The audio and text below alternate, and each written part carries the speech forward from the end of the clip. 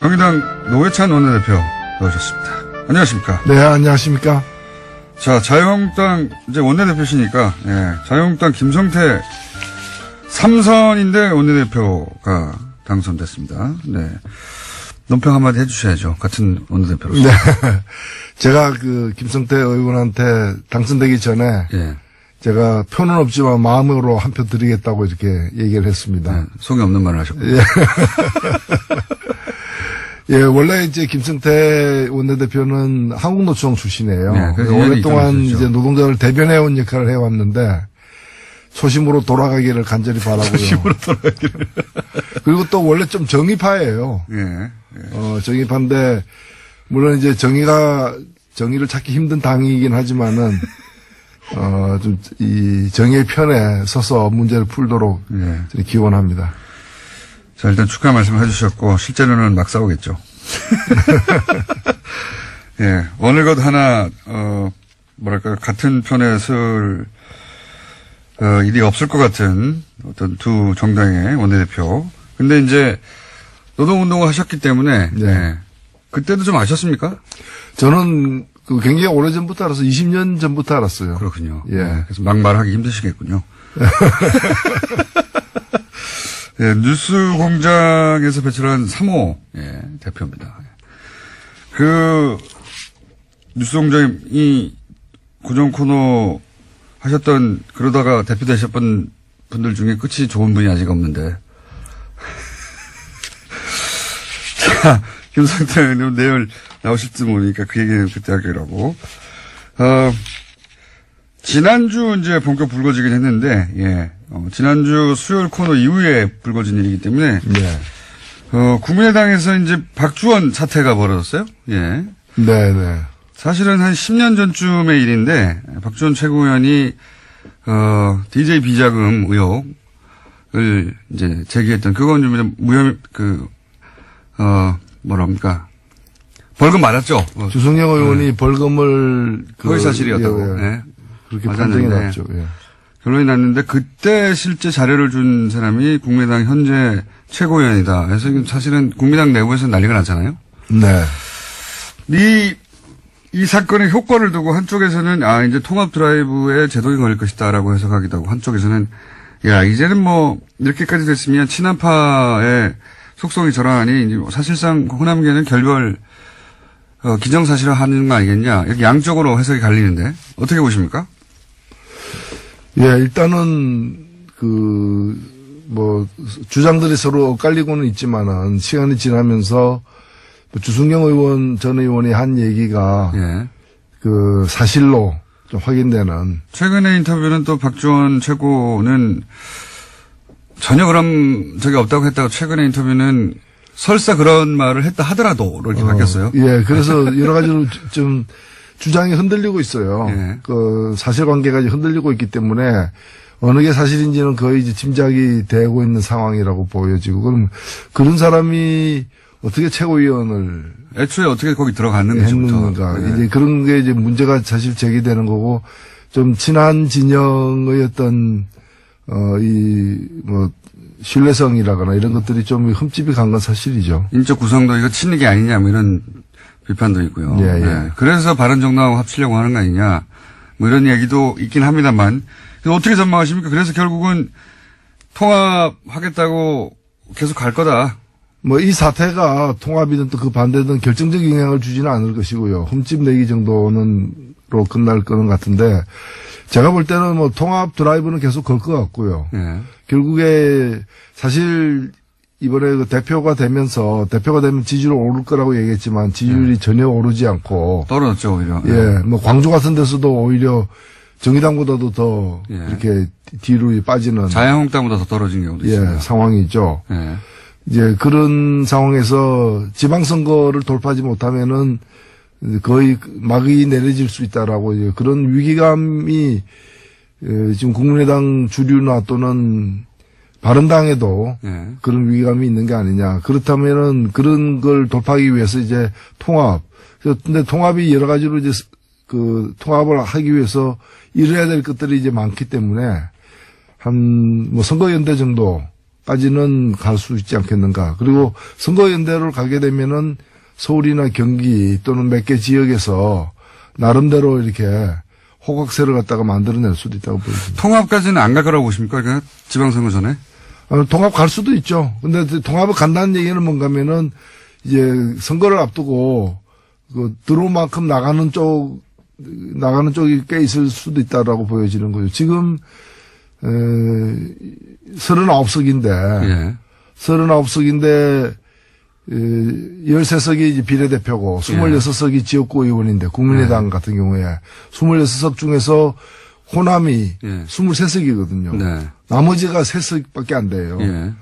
서울, 경기 이렇게 해가지고 3석밖에 안 되기 때문에 그러면 이 23석의 다는 아니겠지만 상당 부분이 나갈 수 있죠. 예. 나갈 수 있는데 그렇게 되면 굉장히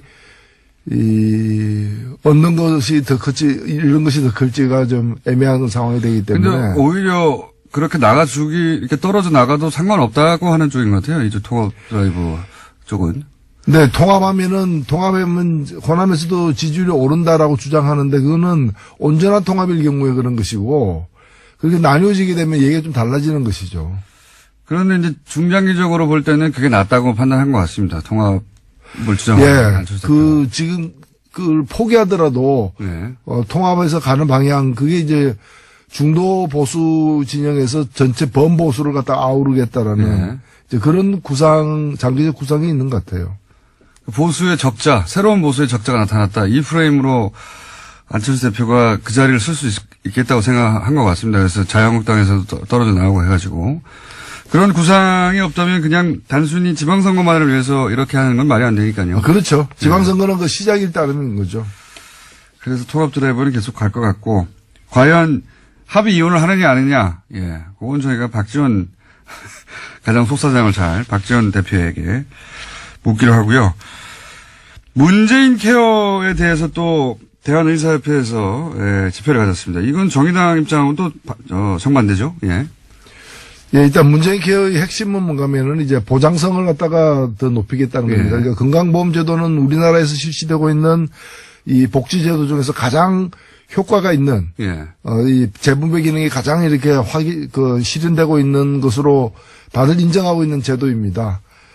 제도인데 비교적 잘 되고 있다 전 세계적으로. 그렇죠. 잘 되고 미국보다도 훨씬 나은 제도고요. 예.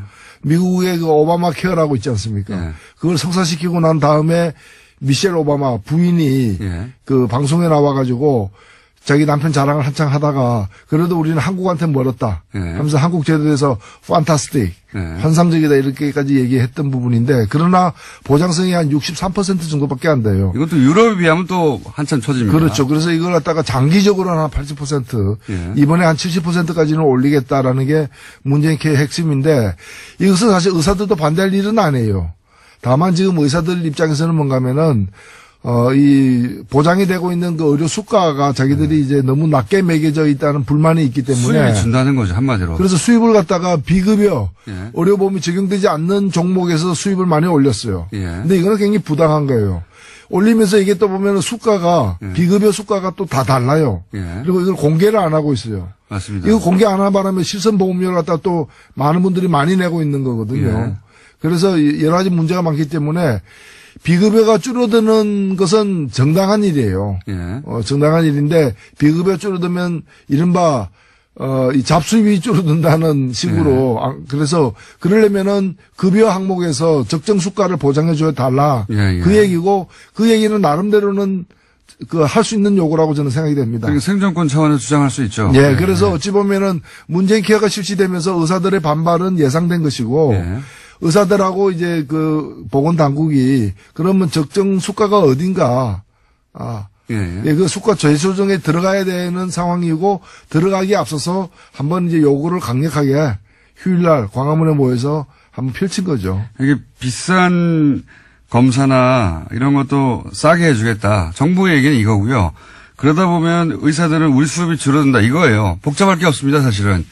굉장히 어려운 용어들이 등장하지만 수입이 준다. 그렇게 하면 의사들은 그렇게 주장하고 있고 정부는 그 수입은 우리가 어떻게 보장할 수 있는지 연구를 해볼 텐데 어쨌든 방향은 지금 비싼 검사나 비싼 약 때문에 아주 중증 같은 경우에는, 시민들이 어렵다. 그 보장을 더 많이 해주겠다 보고.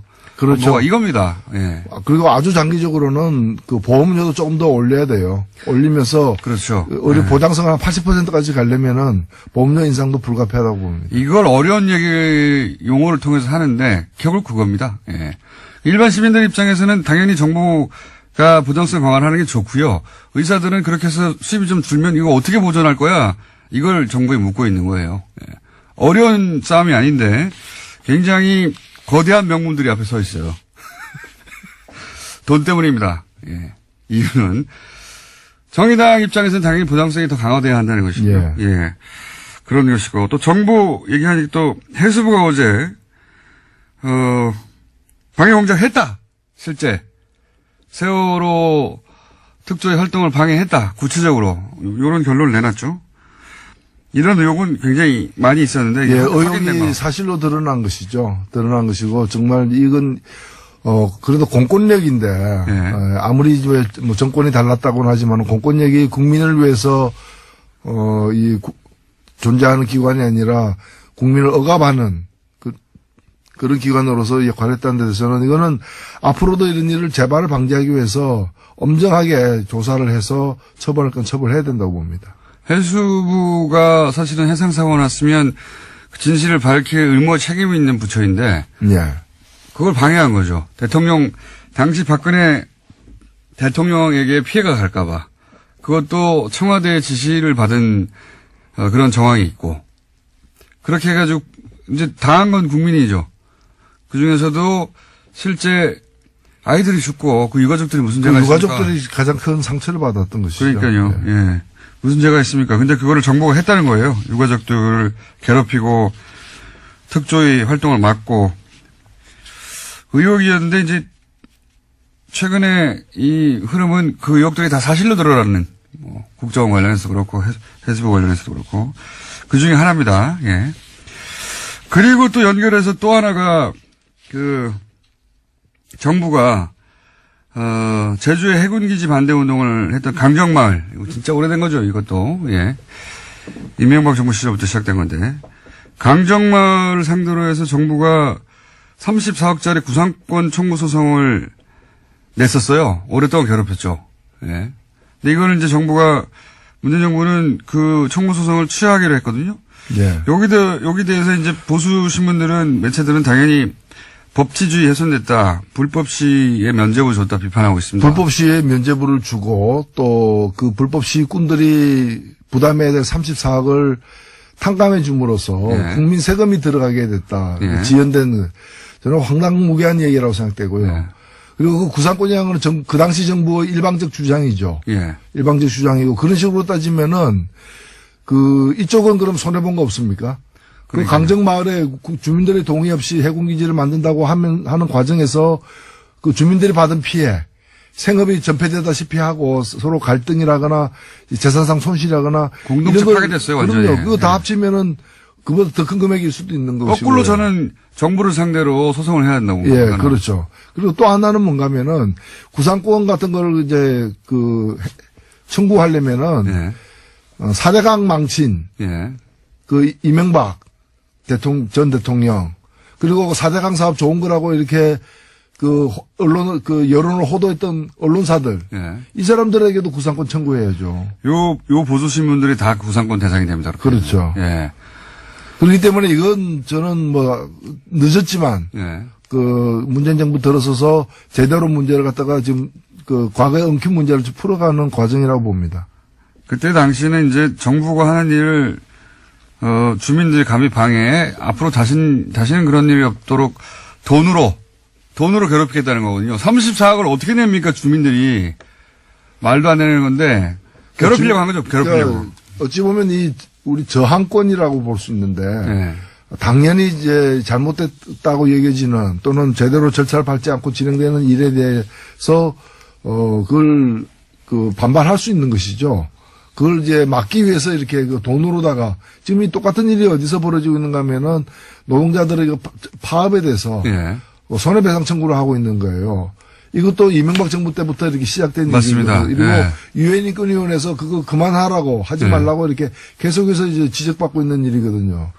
그게 세월호 집회로 인해서 피해를 입었다고 하는 그 상가들 모아가지고 요런 거를 또 하기도 했고, 사실은 이명박 정권 시절부터 정부가 추진한 일에 항의하는 사람들 또는 뭐 그로 인해서 피해를 입은 사람들이 이런 집회를 하면 이런 식으로 소송을 통해 가지고 예. 괴롭히는 거 정말 많이 했어요. 예, 그렇죠. 예, 그런 걸 정말 많이 했고, 그 중에 이제 강정마을 주민들 같은 경우는 그 공동체도 파괴됐고, 이 생활이 중지된 거죠. 예, 그분들을 상대로 해서 정부를 상대로 까불면 끝장을 보겠다는 식으로 본때로 보여주는 소송이었기 때문에. 이걸 법률용어로 겁박한다 그러죠.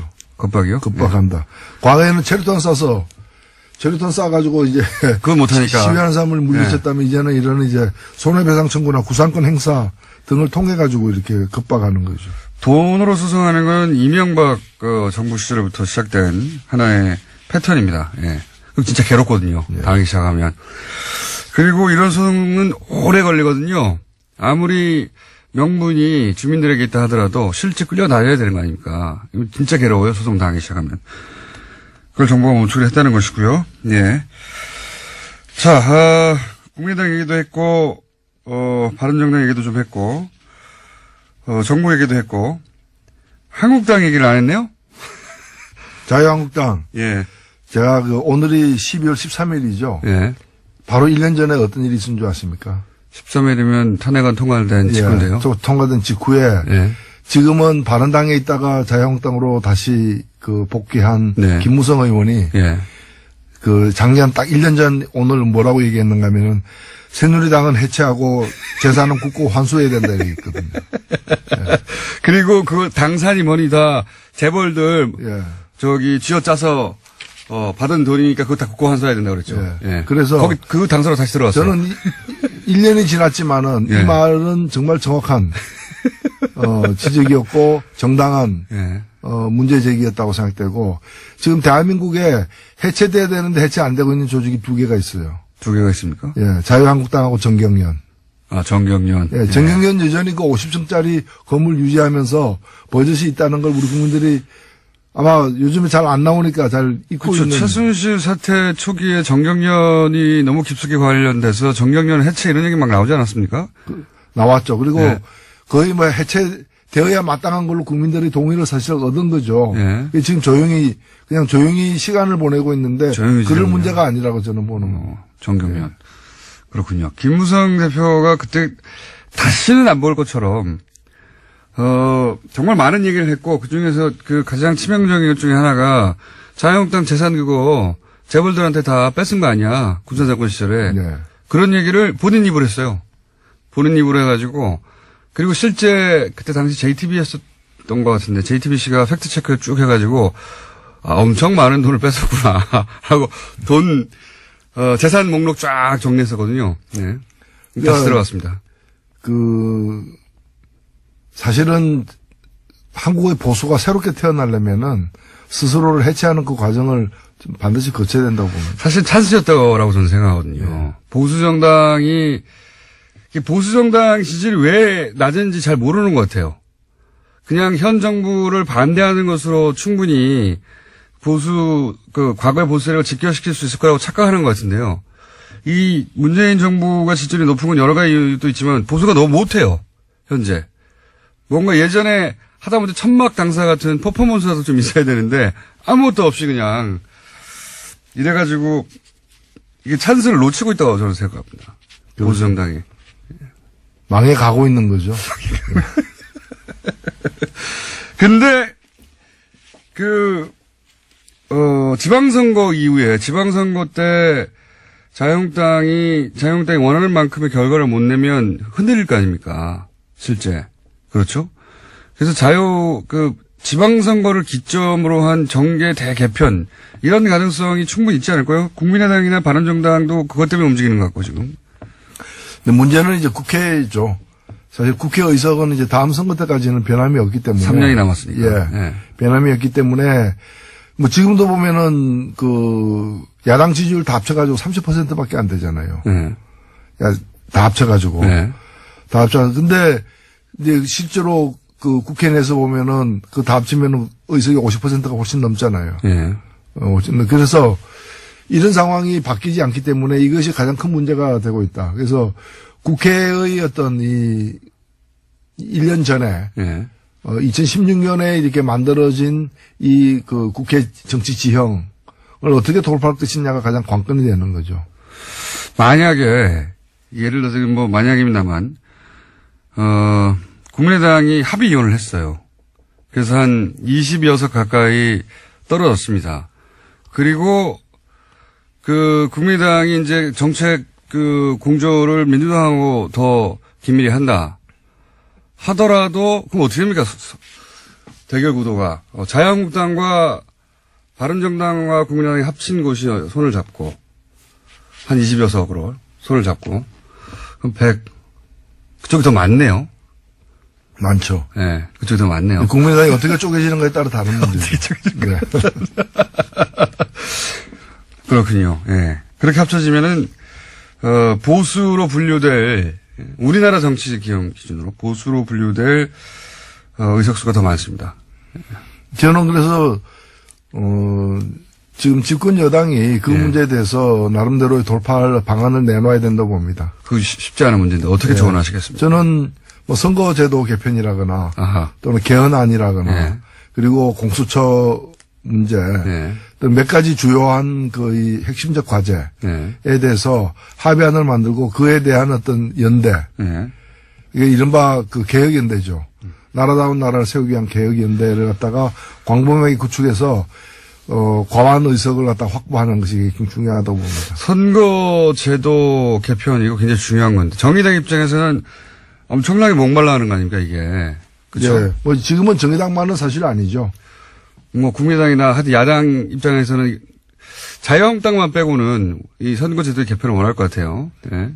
독일식 정당명부제 얘기도 계속 나오고 이거는 뭐 정의당이 수십 년째 진보 정당이 주도하게 왔던 건데 그 얘기를 다음 주에 한번 자세히 볼까요? 네. 왜 예를 들면 독일식 정당명부제 말은 많이 들어봤는데 정확하게 뭔지 잘 모르시는 분도 많거든요. 우리나라에 딱 맞는지 안 맞는지 또 논란도 있죠. 예. 일단은 국민들이 지지한 만큼 그대로 이제 의석을 갖는 겁니다. 그러니까 정의당 같은 경우에 2016년 총선에서 작년 총선에서 7.3%의 정당 지지율을 얻었거든요. 정당 투표에서.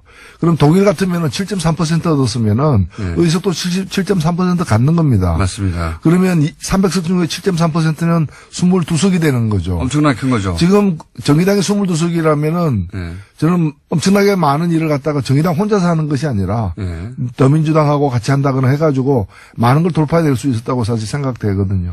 정의당 입장에서는 아니 정육점 가서 소고기를 샀는데 730g을 샀어요.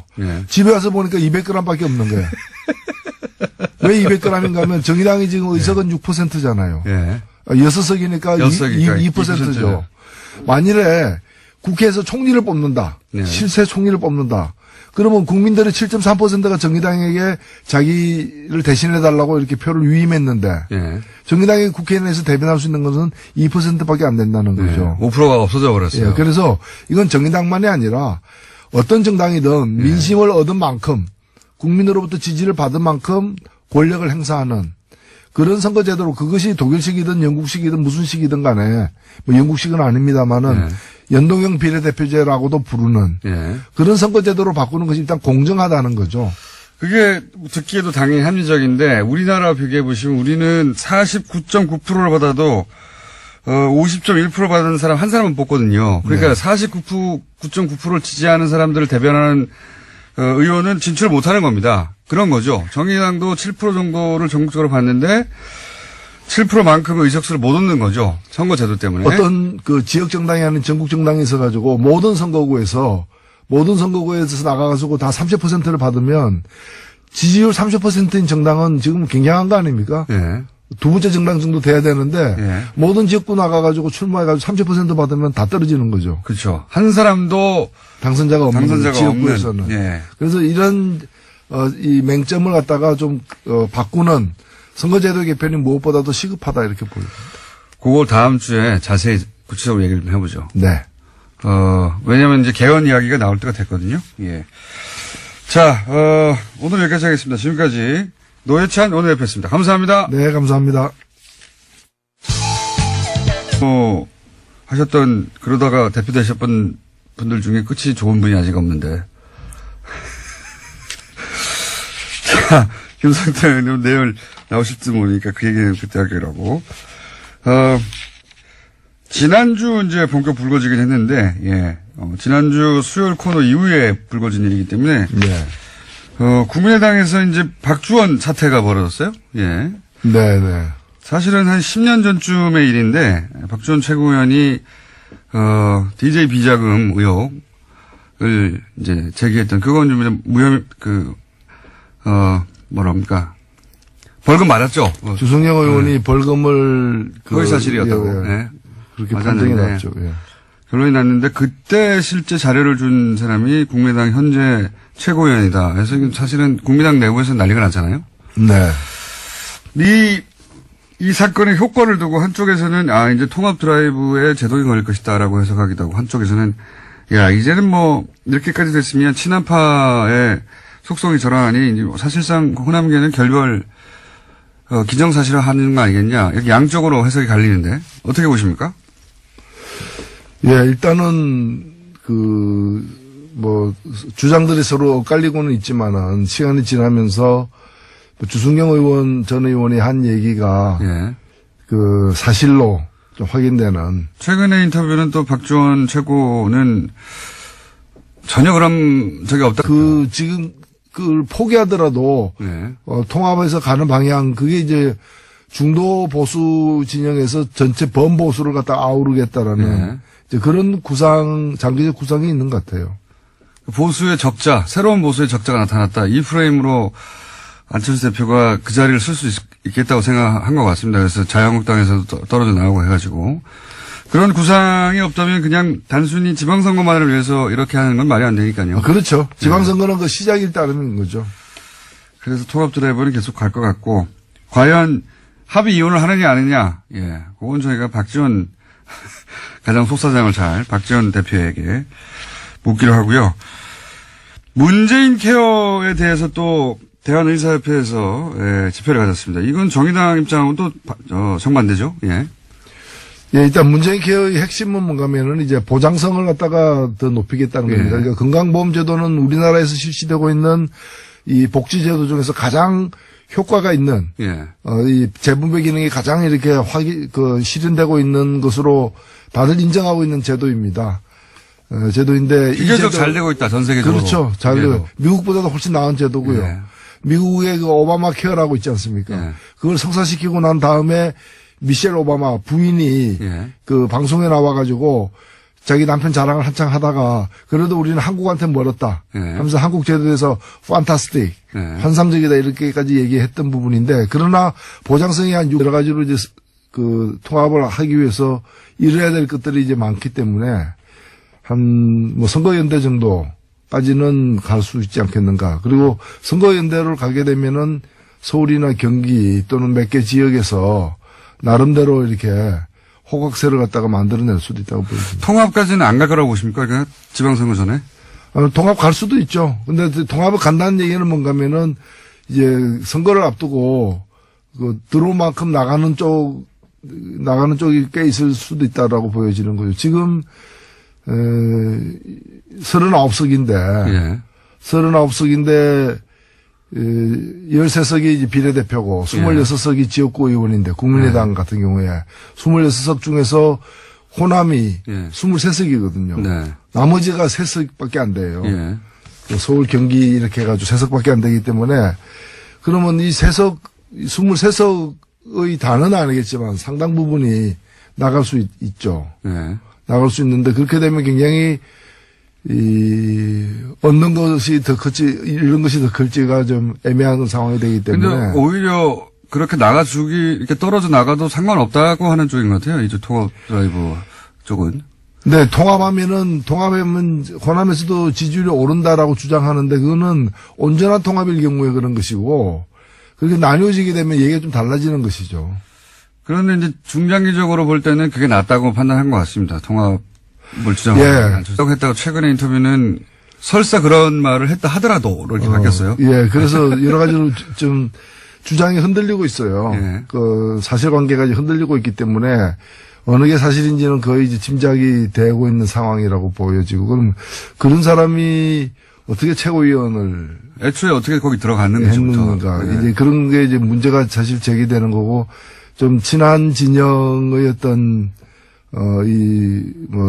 신뢰성이라거나 이런 것들이 좀 흠집이 간 건 사실이죠. 인적 구성도 이거 친이게 아니냐 뭐 이런 비판도 있고요. 예, 예. 네. 그래서 바른정당하고 합치려고 하는 거 아니냐 뭐 이런 얘기도 있긴 합니다만 어떻게 전망하십니까? 그래서 결국은 통합하겠다고 계속 갈 거다.